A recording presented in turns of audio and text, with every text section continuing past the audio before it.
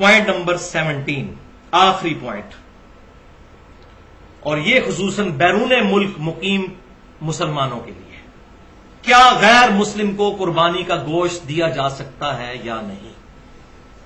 انشاءاللہ میری علم کے حد تک اب کوئی مسئلہ ایسا نہیں جو میں نے ایڈریس نہ کیا ہو، تو یہ مسئلہ بھی اب سمجھ لیجئے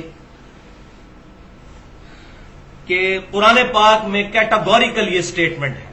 سورۃ الحج آیت نمبر 28، بسم اللہ الرحمن الرحیم، فَكُلُوا مِنْهَا وَأَطْعِمُوا الْبَائِسَ الْفَقِيرَ۔ تو جب یہ قربان کر چکو جانور تو اس میں سے خود بھی کھاؤ اور محتاج غریبوں کو بھی کھلاؤ۔ اب اس میں غریب مسلمان ہے یا غیر مسلم، اس کی کوئی تفریق نہیں، اور نہ ہی کسی حدیث کے اندر یہ تفریق آئی ہے، تو اپنی طرف سے شریعت سازی کرنے کی ضرورت نہیں، بلکہ تالیف قلب کے لیے، جس طرح ہمارے پاکستان انڈیا میں بعض اوقات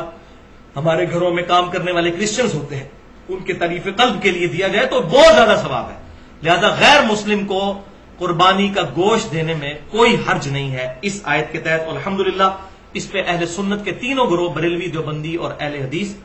اور اہل تشیع بھی متفق ہیں۔ بعض ہمارے جو بریلوی اور دیوبندی علماء ہیں انہوں نے تھوڑی سختی کی ہے کہ نہیں، یہ چونکہ واجب عبادت ہے، ہاں صدقے والی عبادت ہو تو آپ دے سکتے ہیں، واجب عبادت میں نہ دیں، لیکن ان کے پاس ماشاءاللہ دوسرا ٹول بڑا اچھا ہے، وہ کہتے ہیں جی ہیلا کر لیں کہ آپ کے پاس جو دوسرے رشتہ داروں کا گوشت آیا ہے وہ آپ کرسچنس کو دے دیں، اپنا نہ کرسچنس کو دیں۔ ماشاءاللہ ماسٹر ہے نا اس کام کے، تو ان کے نزدیک بھی پتا ان کو بھی ہے کہ اس کا وہ حال تو نکالنا ہے کہ کرسچنس کو دینا ہے۔ اب ظاہر ہے ہمارے ادھر کتنا غریب طبقہ ہے، تو وہ کہتے ہیں آپ کے گھر جو باقی رشتہ داروں کا گوشت آیا ہوا ہے نا وہ آپ کرسچنس کو دے دیں، اپنا والا کسی مسلمان کو ہی دیں، لہذا اس بات کی کوئی جو ہے وہ دلیل ان کے پاس نہیں ہے۔ صحیح بخاری اور صحیح مسلم کی متفق علیہ حدیث ہے جو میں پہلے بھی بیان کر چکا کہ آپ صلی اللہ علیہ وسلم نے 1 سال تو فرمایا کہ 3 دن سے زیادہ سٹور نہیں کرنا گوشت،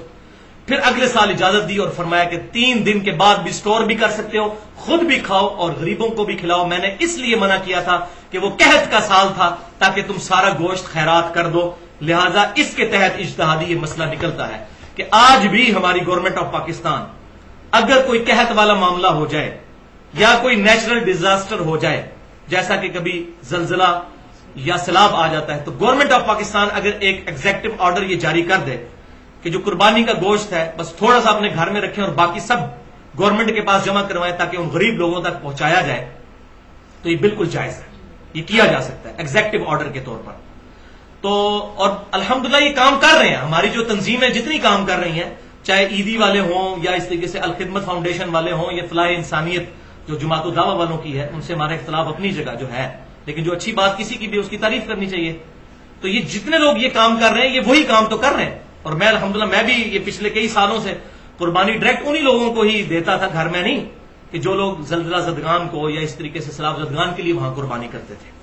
اور ان کو سارا تقسیم کر دیتے تھے، تو لہٰذا یہ معاملہ ہو سکتا ہے، اس کی اجازت ہے۔ تو یہ الحمدللہ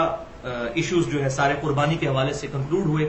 اللہ تعالیٰ سے دعا ہے جو میں نے حق بات آج کہی ہمارے دلوں میں راسخ فرمائے، اور اگر جذبات میں میرے منہ سے کوئی غلط بات نکل گئی تو اللہ تعالیٰ ہمارے دلوں سے معاف کر دے۔ سبحانک اللہم و بحمدک، اشہد ان لا الہ الا انت، استغفرک و اتوب الیک، وما علینا الا البلاغ المبین۔ جزاکم اللہ خیر۔